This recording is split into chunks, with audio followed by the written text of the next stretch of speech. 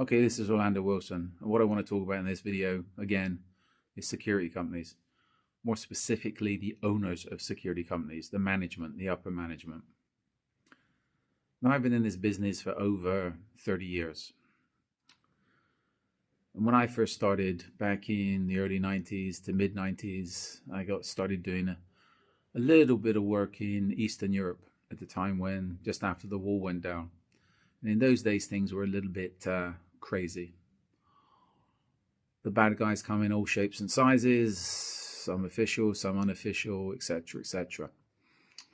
And one of the most dangerous jobs to have in the former Soviet Union was to be the owner of a security company or upper management of a security company.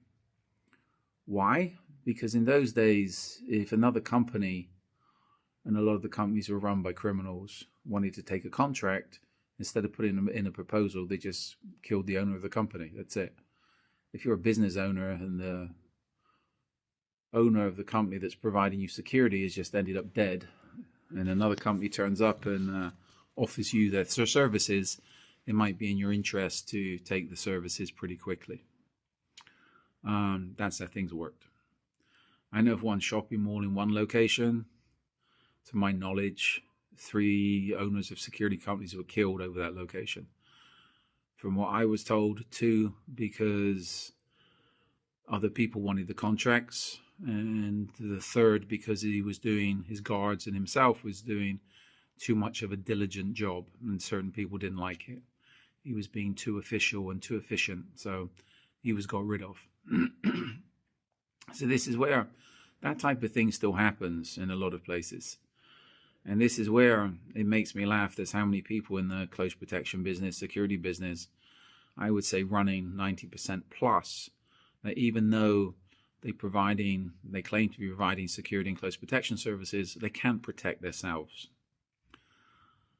I remember in South Florida, I had a couple of, quite a few people come through, of course, but a couple of people come to mind that did my courses there. One guy turned up with his assistant manager in his sphere, in his area. He was well renowned on all the associations, Chamber of Commerce, etc., representative for this association, that association, etc. Nice enough guy, but as far as security was concerned, he couldn't really tie his shoelaces. And his assistant manager was telling me, he's an office guy, he's an admin guy, etc., etc. All right, that's well and good, but if you're providing security, it's okay. It's one thing being able to go to conferences and meetings and shake hands and talk BS, but it's another thing actually being able to provide the services. I remember we had another group come through, 2 or 3 guys, 2 guys, I think, 3 guys from Venezuela, and my people there had never heard of them, but these guys had some good contracts. They were doing K&R work for one large international company. And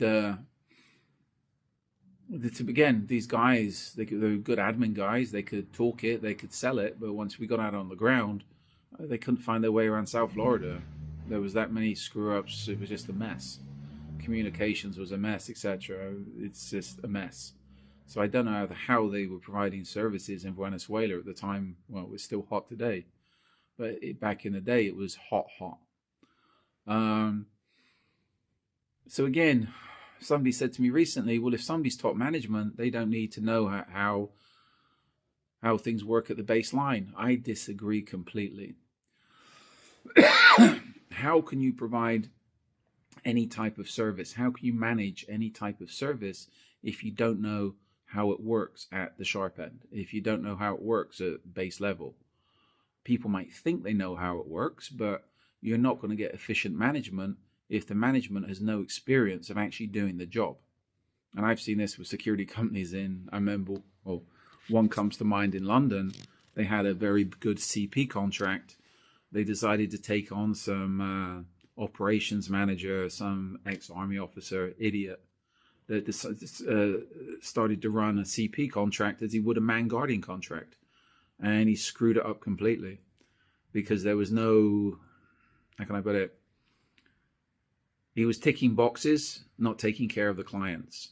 And there's a big difference between ticking boxes for, I don't know, say an office building or a construction site or some factory, and another one providing a personal service to a client that needs stuff tailored. Didn't understand it.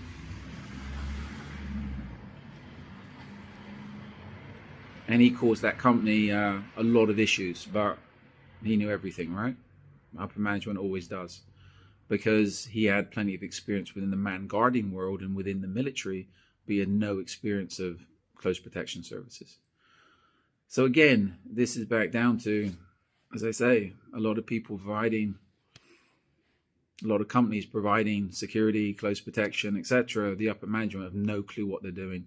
They might be able to go to conferences, events, belong to associations, go to dinners, shake hands, talk plenty of good BS on the outside, but when it comes to actually doing the job or managing a job, they can't do, how can I put it? I'm trying to work it out politely. They can't do the job properly. Something else come to mind, and again, this is one of the guys, an associate of mine in Eastern Europe back in the day. He was working for a very good client, and the client, of course, had issues, as most wealthy people did back then. And the naughty boys, the bad guys, instead of approaching the BGs or approaching the people that was running the job to try and influence them, to give them information, etc., to influence the client, they approached the wives of the BGs or the wives of the security detail, the managers, etc. That's where the first contact came from. So this is where, if you're dealing with serious criminals, I say this a lot, they're going to go for your weakest spot.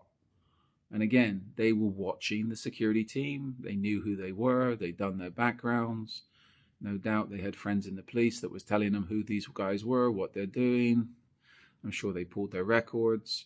And again, the first approach went to their wives. Okay, we want your husband to do this. Can you ask him to do this? We wanted this done, etc. They come with silver before the lead, right? And that's international. And again, that was rectified, because I take it there was meetings, everybody was sat down and spoken to, and things were clarified, and life went on. But that associate of mine, who was a serious guy, and he dealt with serious people, so they understand how to deal with such situations. I'd say if such things happen to, as I said, 90% plus of most close protection companies today, in a lot of places, in most places, the management wouldn't know what the hell to do, would most probably panic, call the police, and be found a few days later in a gutter somewhere with a bullet in the back of the head. But such is life. That's the business we're in. Anyway, I hope this little chat, stories, gives you a few things to think about. I got a selection of books online specifically to do with the security business, 3 to do with specifically to do with close protection. They're up on Amazon, and I'm also throwing out a lot more of these videos. They're up on our social media, Risking Social Media, my social media. Look us up on YouTube, LinkedIn, Instagram, etc., etc. And if you're connected with me on social media, if you've got any relevant questions, please feel free to reach out. I'm open for relevant questions from serious people. By serious people, you don't have to be experienced in the close protection business. It's just if you're serious about trying to get into it these days, drop me a line. When I've got time, I'm happy to give some pointers. Any questions? Let me know. In the meantime, be good, stay safe, stay out of trouble, etc., etc., etc.